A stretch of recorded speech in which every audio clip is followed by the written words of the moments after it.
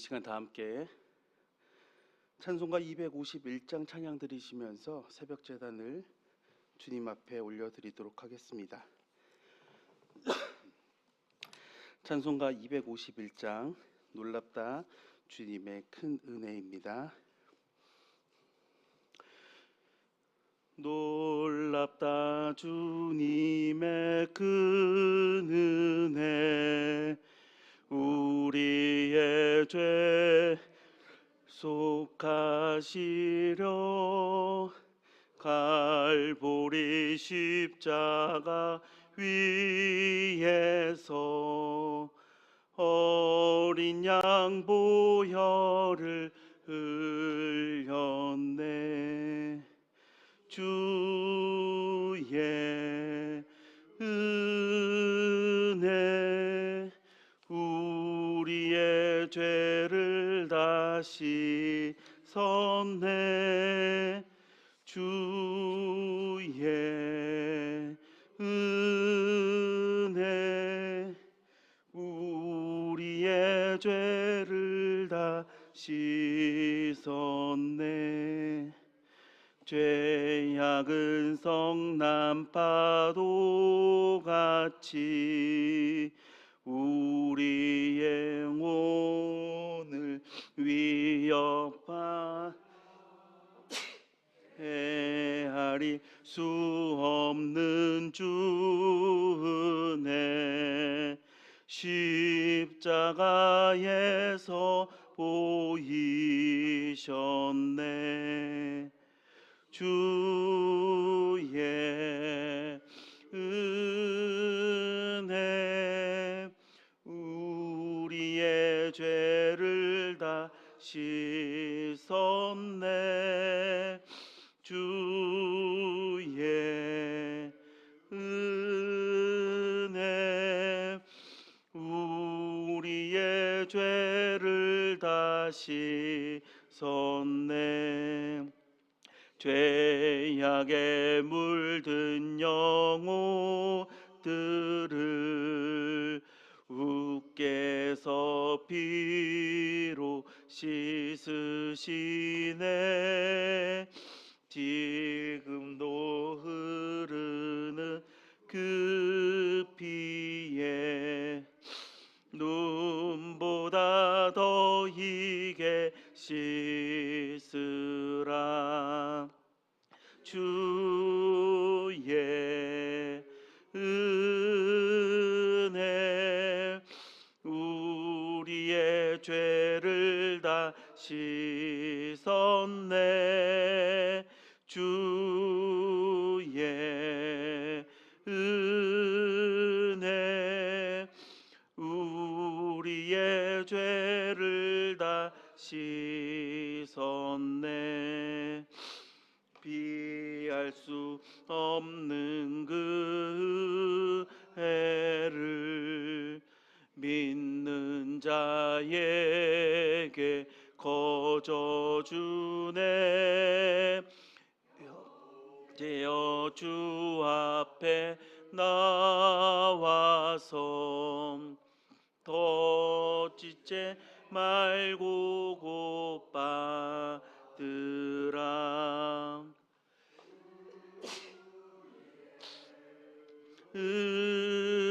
은혜 우리의 죄를 다 씻었네.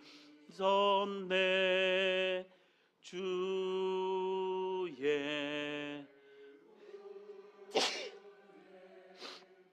우리의 죄를 다 씻었네.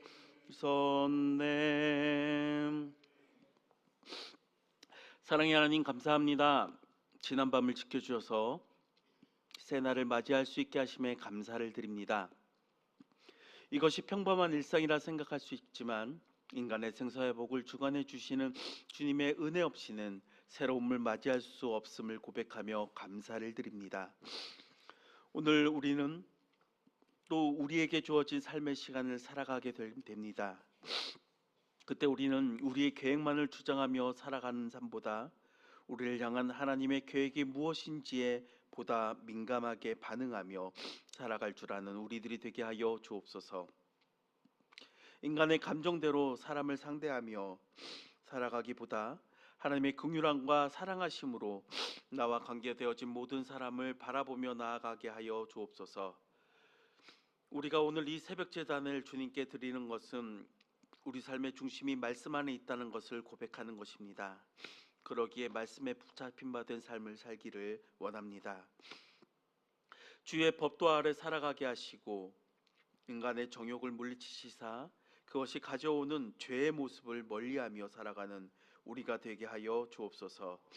우리를 통하여 그리스도의 향기를 드러내게 하시고 주변의 모든 사람에게 그리스도의 영향력을 행사하며 살아가는 우리들이 되게 하여 주옵소서. 인간의 못난 모습은 사라지게 하시고 그리스도인으로서의 선한 영향력을 가지고 이 땅 가운데 살아가게 하옵소서. 바라기 원하는 것은 나에게만 집중된 삶을 살아가기보다는 이웃과 나라를 바라보면서 하나님의 공의가 펼쳐진 세상을 향해 함께 중보하며 나아가게 하옵소서. 세상의 아픈 현장을 기도하게 하시고 하루속히 평온한 일상으로의 회복을 기대하면서 기도하게 하여 주시옵소서. 다른 사람의 아픔을 외면하는 삶이 아닌 함께 아파하고 그들에게 힘을 실어줄 수 있는 중보의 사람이 되게 하여 주시옵소서. 새날을 주신 주님께서 오늘 나를 통하여 이루실 일들을 기대합니다. 그 기대대로 발맞추어 나가는 우리 모두가 되게 하여 주시사 하루를 마칠 때 감사와 만족을 가지고 마무리할 수 있는 오늘이 되게 하여 주옵소서. 오늘 가지고 온 모든 기도의 제목이 주님 안에서 성취되기를 간절히 바라며 예수 그리스도 이름으로 기도합니다. 아멘. 오늘 우리가 함께 나눌 하나님의 말씀은 야고보서 4장 13절로 17절의 말씀입니다.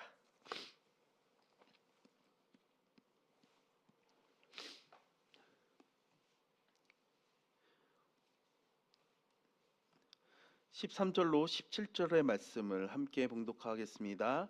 들으라, 너희 중에 말하기를 오늘이나 내일이나 우리가 어떤 도시에 가서 거기서 1년을 머물며 장사하여 이익을 보리라 하는 자들아, 내일 일을 너희가 알지 못하는도다.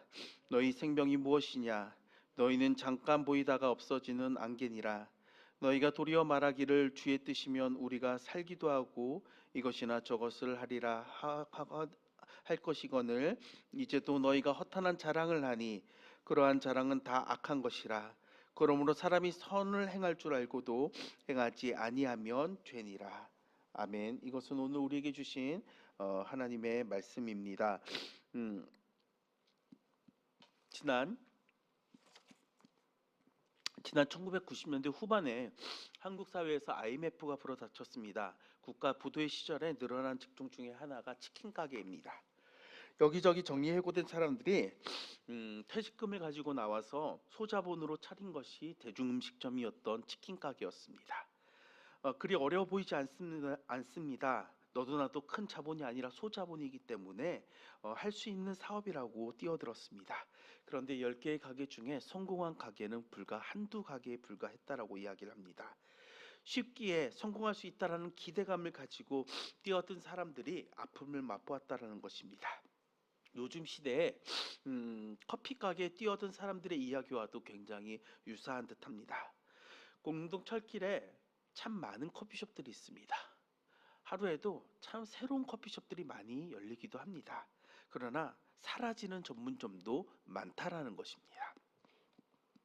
인생은 참 생각대로 되지 않습니다. 생각은 참 쉬워 보입니다. 적어도 내가 가진 성실함과 열정, 그런 열심이 있다라면 분명 성공할 수 있다라는 기대감도 가지고 있습니다. 그리고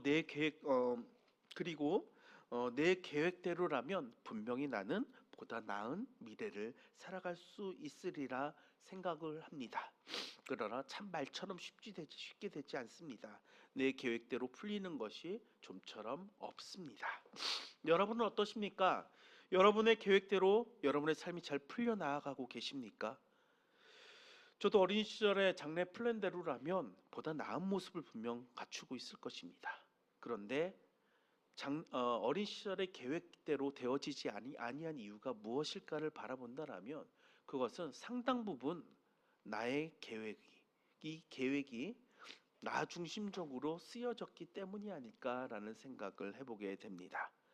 하나님께서는 분명히 사람 한 사람을 계획을 가지고 이 땅 가운데 창조하셨을 것입니다.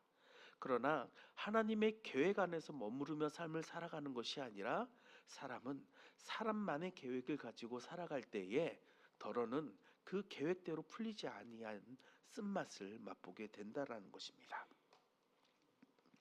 대부분의 인간은 어떤 큰 일이 있을 때 나름의 계획을 가지고 살아갑니다. 그 계획을 토대로 하나하나 퍼즐을 맞춰가며 살아가게 단계를 밟아 올라가게 됩니다. 그런데 올라가다 보면 인간의 감정은 강한 성취감과 그리고 커다란 만족감으로 휩싸이게 됩니다. 그리고 어느 순간 그것이 나의 능력이라고 생각되게 할 때가 있다라는 것이죠. 바로 거기부터가 문제입니다. 내가 나의 능력이 도드라지게 나올 때에 나를 이끄시는 하나님이 가리워지고 나를 지금에 있게끔 하시는 그 하나님이 보이지 아니할 때에 바로 인간의 계획은 틀어지게 된다는 것입니다. 진정 성공을 누리는 사람은 성공의 중심에 하나님의 있음을 고백하는 사람입니다. 그에게만 영광을 돌리는 사람이 지속된 성공을 맛보면서 살아갈 수 있는 사람의 특징이라는 것입니다. 오늘 본문 13절과 같은 이야기하는 사람들의 특징이 있습니다. 죄송합니다. 대부분 성공적인 삶을 살았으며 실패를 모르는 사람이다라는 것이죠. 그리고 성공의 맛에 익숙하며 자신의 능력을 과신하는 사람입니다. 하나님의 도우심에 민감하지 않은 사람의 특징입니다. 그러나 오늘 본문의 사람처럼 계획하는 것 자체가 나쁜 것은 아닙니다. 그 계획 자체는 굉장히 훌륭한 계획입니다. 다만 하나님의 영역이 배제된 것이 하나님의 영역을 불신하는 것이 문제가 될 수 있다라는 것이죠. 13절의 화자는 굉장한 자신감에 사로잡혀 있습니다. 그의 말대로라면 정말 성공적인 삶을 살 수 있을 듯합니다. 그러나 그의 문제는 그 계획에 대한 하나님의 배제된 인생사를 논한다는 것이죠. 성경은 하나님이 배제된 성공은 쉬이 사라지는 것을 분명히 이야기하고 있습니다. 야고보는 그리스도인들이 세상에서 장사하는 것이나 계획을 세우는 것 자체를 문제 삼는 것이 아닙니다. 하나님께서는 인간에게 지혜를 주셔서 장래의 일에 대해서 계획하게 하셨고 대비하게 하셨습니다. 따라서 미래에 대한 계획과 대비가 없는 자라면 이는 오히려 더 게으르고 악한 사람이 될 수 있습니다. 그럼에도 불구하고 야고보가 인간의 계획을 무시하는 것처럼 말하는 것은 오늘 16절의 그 화자가 하나님을 배제된 인생을 사는 것처럼 이야기했기 때문입니다. 잠언 16장의 말씀은 인간이 세워야 할 계획에 대해서 이렇게 이야기를 합니다. 잠언 16장 1절은 마음의 경영은 사람에게 있어도 말의 응답은 여호와께로부터 나오느니라. 3절의 말씀은 너의 행사를 여호와께 맡기라. 그리하면 내가 경영하는 것이 이루어지리라. 9절은 사람이 마음으로 자기의 길을 계획할지라도 그의 발걸음을 인도하시는 이는 여호와시니라. 인간의 계획에만 머무는 사람의 이야기가 신약의 예화처럼 머물 있습니다. 누가복음 12장 16절로 21절의 말씀에는 무엇이 기록되어 있냐면 어리석은 부자의 비유가 기록되어 있습니다. 이 비유 속에 등장하는 부자는 본절에 나오는 상인과 유사하게 미래에 대한 헛된 계획을 세웠습니다. 그는 여러 해 동안 자신의 쾌락적 삶을 살기 위한 계획을 실행할 만큼 자신의 계획이 충분하다고 호언장담하였습니다. 그러나 오늘 밤 자신의 죽음이 눈앞에 왔음을 모르는 어리석은 자였습니다. 그 얼마나 헛된 것입니까? 그런 헛된 것을 자랑하기 위해 아둥바둥한 삶을 살아야 하겠습니까? 그것은 허탄한 자랑일 뿐입니다. 인간은 하나님 앞에 한낱 휴식장에 불과한 존재입니다. 하나님의 도움 없이는 살 수 없는 존재라는 것입니다. 그러므로 하나님 앞에서 자신의 말을 자랑하는 것은 다 허망할 뿐입니다.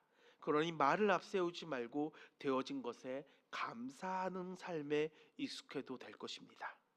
사실 나를 높이는 것은 나 스스로의 말이 아닙니다. 다른 사람이 나를 세워줄 때 비로소 진정 자신이 자랑이 되는 것입니다. 나 스스로 자랑은 교만이 될 수 있습니다. 그러니 스스로 높여지기보다 세워지는 것에 익숙해져야 할 것입니다. 그러면서 본문 17절은 자신의 허망한 것을 자랑하는 것에 집중하지 말고 그 에너지를 선행으로 연결하라고 이야기합니다. 유대인들은 기도와 금식과 구제를 신앙인의 3대 덕목으로 삼았습니다. 그만큼 구제를 중요한 부분으로 여겼다라는 것입니다. 불쌍한 사람을 도울 능력이 있고 도와주어야 한다고 느낄 때 기꺼이 남을 돕는 것이 신앙인의 자세입니다.